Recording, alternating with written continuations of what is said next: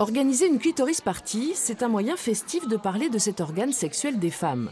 Pour le représenter lors de cette soirée, les volontaires pouvaient participer à un atelier pâtisserie, sans oublier d'évoquer certains aspects négatifs, voire dramatiques. C'est quand même un organe, l'organe sexuel de la femme, et c'est assez peu connu quand même.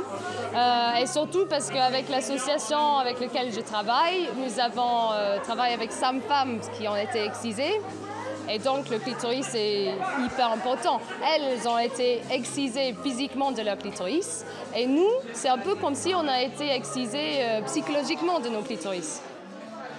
La méconnaissance du clitoris, pour les hommes comme pour les femmes, a été démontrée lors de cette soirée par un questionnaire très précis sur cet organe.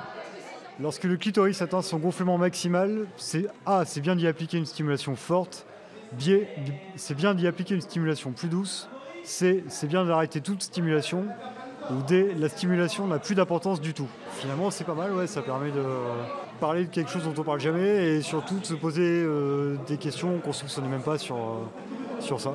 Donc c'est un peu pour ça qu'on est venu, quoi, aussi. Et comme cette soirée était sous le signe de la fête, certains hommes se sont sentis complètement investis. L'impression que j'ai, c'est que vous y connaissez très bien au clitoris. C'est vrai, j'en ai même 2. 2 ? Oui. Quelle chance! Sont échangeables. Ah ouais, ça c'est une chance quand même. Ouais. Et alors, vous vous servez comment? Avec les 2 mains.